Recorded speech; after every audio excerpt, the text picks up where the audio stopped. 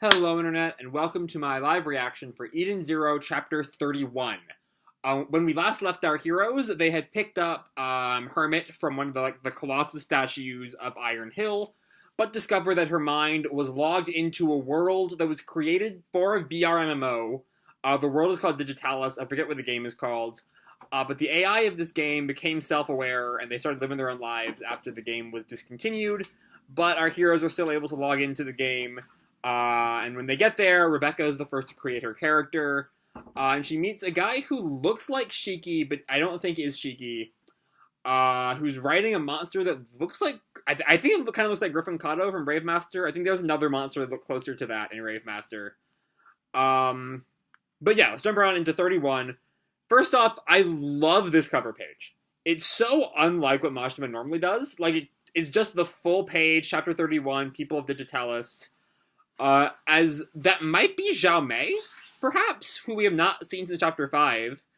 On a kind of, what looks kind of like water in space. You know, you can see it. Yep, it is Zhao Mei.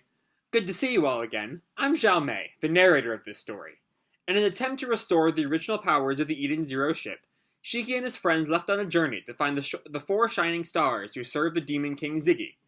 The one who was in charge of defending the ship, Witch, the foul-mouthed miracle healer, Sister.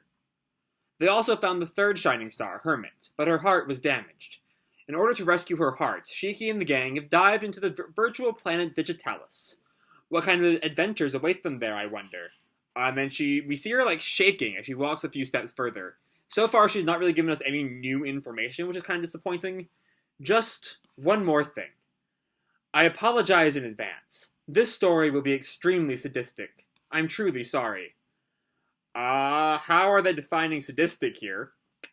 Because I sure hope it's not like, the creepy shit Gilst kind of stepped into and never really went all the way in. I'm hoping that's not the whole creepy Gilst shit. Anyway. Then we cut to right where we left off, with the guy who looks kind of like Shiki on the bunny monster, whose head is shaking super wildly.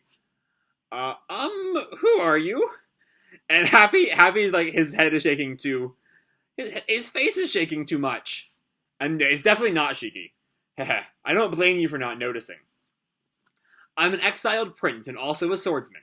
I'm leading my people in war to bring peace back to my motherland. If he's an exiled prince, how is he leading his people in war? That is the backstory Homura, decided to give my character. Oh shit, it's Homura. Whoops, I said that aloud, huh? Homura? Why did you choose to make a male avatar? Why not? It was allowed, so... Happy is crawling all over the rabbit monster. So what's this? Whoa. I tried to choose a white horse option for a mount, but... it's purple. Purple. And definitely not a horse. Well, according to the description, it is a horse, and someone else is walking up, probably Weisz. No, it's not Weisz. Unless it is Weisz. A noble steed who had carried a hero of the Holy Bringstones. Turn-toed Timonium. The Holy Bringstones, that's not related to Rave Master, is it? I watched the Rave Master anime 5 or 6 years ago, and I never read the manga. But anyway, Rebecca comments, what a name. Who the heck are you? It's me, your guy Weisz. I mean, your girl. Yeah, Weisz is in a female avatar, and because it's Weisz, of course, he has to be dressed super skimpily. Why did you choose a female avatar? What's wrong? It was an option, so... And, being Weisz, starts to feel his breasts. Look, I can feel them as much as I want to. Yeah, alright, creep. Since we're both girls now, I can even join you in the bath and stuff. You're still a guy on the inside, idiot. Come on, we're in a virtual world now, so why not chase a few dreams? Don't be so boring. Homura responds, indeed. Rebecca, of course, is not okay with this shit at all. Honestly, the whole focus on Femme-wise talking about joining the bath with Rebecca reeks a little bit of some of the transphobic bathroom debates we're having here in the States. I don't exactly know the state of that in Japan and how familiar Mashima would be with that. So it might be just an unfortunate accident, but it still is a little uncomfortable. I have dreams. Oh, it's Pino, who's gotten looks much like regular Pino, but is now like human sized, human child sized. But still has like the hair things pointing up. It's me, Pino. Pino, you're human and so cute. Do I look okay? She turns to Happy. Yep, you look great. Hey guys, you see the whole gang is here already. Shiki, please look like Ichiya. Please tell me he looks like Ichiya. He's super fucking ripped. I couldn't decide on an avatar, so I just made it look like me. That's not how you look like. He's super fucking ripped. He does kind of remind me of the neck meme guy from a couple months ago, with how his neck like is all the way up here and like goes out like that. Anyway, yeah, I got muscled up a bit. And Rebecca and Weisz both scream out, "That's way more than a bit! Go make a new one! You're really scary looking!" They can just make new avatars? Since this place is a bit like Granbell, he's made a new avatar. And he has his old long hair from Chapter 1. I figured I would go with the long hair I had when I lived there. All those memories. And he flashes back to all the robots. I hope everyone is back to normal now. Oh no. Oh. Poor Granbell. Shiki doesn't know they all died. Or they all deactivated or whatever. But Shiki just starts bawling, and Weisz yells at him, "Do not cry!" This planet was originally a video game, but they wanted it to be as realistic as possible, so there's almost no HUD. HUD? What's that? A heads-up display. The thing you always see on the screen when you play video games. So we don't have the usual RPG assets like the status display for HP and all that. That kind of makes it boring. Want me to try and fix it? No way! And Weisz like steps back in shock. We can use all our real-world abilities on this planet, too. And Shiki is now, like, floating in the air with his ether gear. You're right! But we should avoid rewriting the planet's data at all costs. So the Machina Maker and my EMP are against the rules here. Got it. Oh yeah, because I guess her EMP would not be particularly useful. So you mean there's no point of us being here, right? Homura speaks up. What would happen if we break those rules? It's called a ban. You would get kicked out of the planet and you can never come back again. Are the people who created this server still running it? I imagine they just like let it alone and let it kind of self-actualize. Kind of like how Alicization mostly runs on its, or the Underworld and Alicization mostly runs on its own. Speaking of, I do have that review in the works. Sorry that one's so late. Anyway. And Shiki is still floating in the air, upside down. Hey guys, look! There's a town close by. I bet that's where our adventure will finally begin. We will be heroes who will save Hermit. And Weisz like looks at him sardonically, but you're a demon king. Meanwhile, we cut to town. I don't know if our guys are in town yet. Yeah, they are, I think so. Because we see someone is with Turnitonium, I think is his name. Turntotimonum. Here's, his name is listed down below. Yeah, our heroes have just reached town. Amazing! It's like an actual real town. Wow, so realistic. Look, there's another one of those Turntotimonums here. I'll pronounce it there. So that's not Homura's Turntotimonum. Apparently they're called Tantamo for short. Thank God. Thank God. I could not go through the whole arc saying Turntotimonum every few seconds. Tantamo. A guy walks up. Are you folks travelers? Welcome to Dramil, the town of greenery. Hehehe. Yo! Is that an NPC? They did say the NPCs here are fully self-aware. I'm so happy to see we've been getting a lot more players recently. Hehehe. Players? Yes, people like you. People who come here from the outside world are all called players. People like me who live on this planet are called non-player characters. But of course the NPCs here do a lot more than the game originally had assigned us to do. Hehehe. So this is a distinct... I have, as I've said repeatedly, I have very much been comparing the setting to the Underworld and Alicization. This is a very distinctive step away from Alicization. The NPCs here are definitely like aware that they are in a game. Which is certainly different from that. Different from that. Also, for whatever reason, Dendrogram did not enter into my thoughts when I was first thinking about this arc last week. But there is definitely a lot of Dendro vibes here as well. Admittedly, the "you'll die if you're killed" here is more SAO than Dendro. But anyway, I will talk about Dendro whenever the anime comes out, because I'm super hyped for that, by the way. The books are so good. That's a whole other discussion. Moving right along. Originally, due to my programming, I could only say the same thing over and over and over again. Are you a traveler? Welcome to Dramil, the town of greenery. It was truly a nightmare. My only happiness was when some players unlock certain goals and I would get to say a different line to them. And Homura, I feel sorry for you. Rebecca speaks up next. We're looking for someone. Do you happen to know anyone who goes by the name of Hermit? No, I don't think I do. But this is a very big town. You might find someone else who has met that person.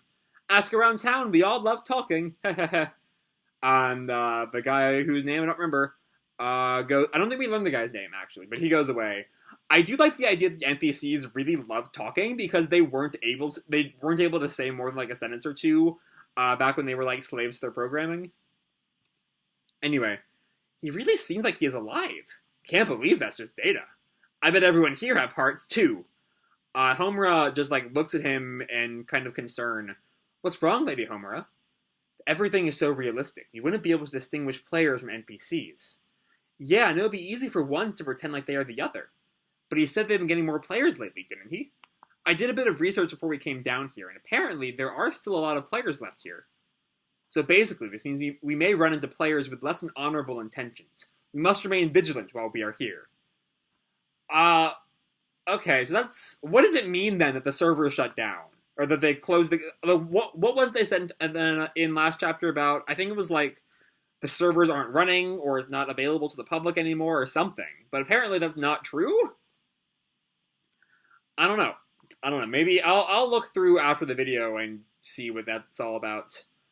Anyway, we are searching for any info on Hermit. We should split up and ask around town. Then we cut to the gang asking different shopkeepers and random passersby about things about Hermit. And Weisz is trying to use his, like, newfound sexual charm to get people to notice him, and they're all just ignoring. Pino, it, like, bows after talking to somebody and notices her reflection in the mirror and, like, smiles. Oh my god, I love Pino. She's so good. She's so pure. They have another... Is that Homura's Tantamo or another Tantamo? And then they all meet back up in an inn. So, did you find anything? Someone said they might have seen her in a town to the north. That's all we found. We walked through the whole town, and that's all we found? Plus, it's not that reliable either. Well, either way, we'll head north.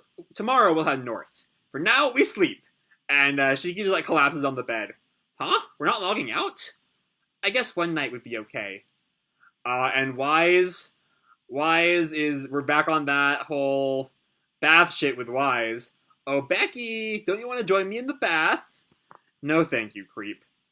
Again, I don't know if Mashima... I mean, it's in character for Weisz, but I don't know if Mashima's quite aware of the ramifications, I guess, of that idea. Anyway, someone walks into the inn. We see the doors open. They're only in silhouette. We see their shadow, like, looming over the receptionist desk. Hello, welcome to the Traveler's Inn. Are you going to be staying the night? And the innkeeper starts to shake. And we see the guy, his mouth and one eye are, like, in white, but the rest is all in silhouette. We see he's, like, has some kind of, like, fur around his, like, collar. Probably from, like, a cloak or a scarf or something. I want a woman. This isn't that kind of establishment. Eek! I know she is here. And the guy, is that Draken Joe? It might be Draken Joe. I don't think it's Draken Joe. I don't think he had a mohawk. Never mind. But he has his scythe, is like over the innkeeper's neck. I know she is here. The new woman. Byaha!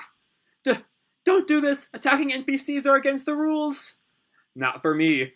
I can kill anyone, even NPC, and still not get banned. Because I am a chosen player. To be continued in Chapter 32, Murderer Jamalov. Who I'm assuming is the scythe guy here. Alright, so this was another, we're now moving into the world of this new arc. It does kind of feel like, there's been a lot of comparisons of Eden Zero to One Piece, and I'm absolutely buying it right now. I'm not particularly far in One Piece, I only, like, just got to Water 7, so I'm not gonna act like I'm some kind of like One Piece expert, but how at every arc they reach the new island, and there's a little bit of time where they get to know the surroundings of the new island and the characters of the new island before the arc really like starts in force.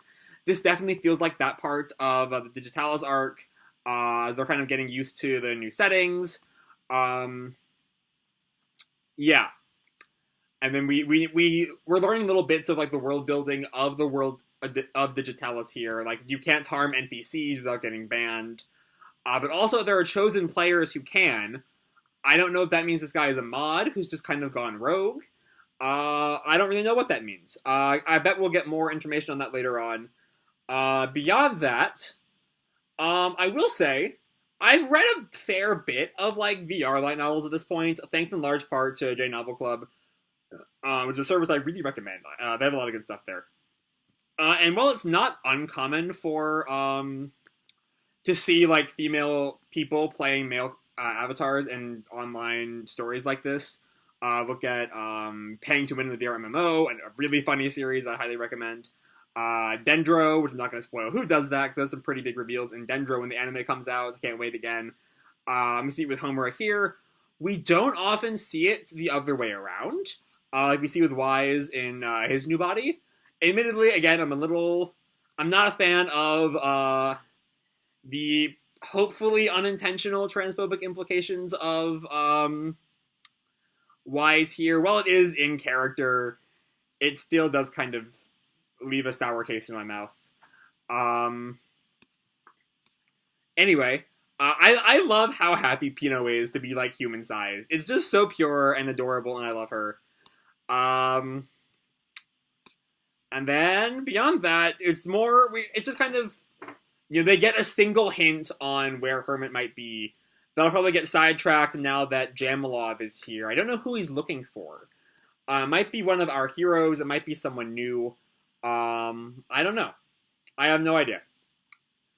And we have a bit more discussions on the ethics of AI, which is something this arc will probably be touching on at least a little bit. Not to the extent that something like, again, Alicization or Dendro does. Sorry, those are kind of my 2 reference points for, like, really human NPCs. That's just kind of what they do. But I have a feeling Dendro and Alicization will be really big in my reference points for this arc. But yeah, beyond that, we now have Jamalov. I'm assuming this is Jamalov, the guy here with the scythe in the last page.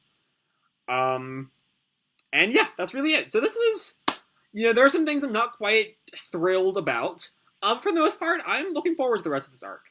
I think, AI is a really interesting concept. There's always new room to, like, discuss the ethics of AI, in the realm of fiction. So I'm excited to see where we go from here. I hope the Weisz bath jokes more like kind of cut out, because I hope Mashima just doesn't know the kind of connotation that could have in the West. It wouldn't exactly be his fault for not knowing, but it still just does not really leave a particularly good taste in my mouth.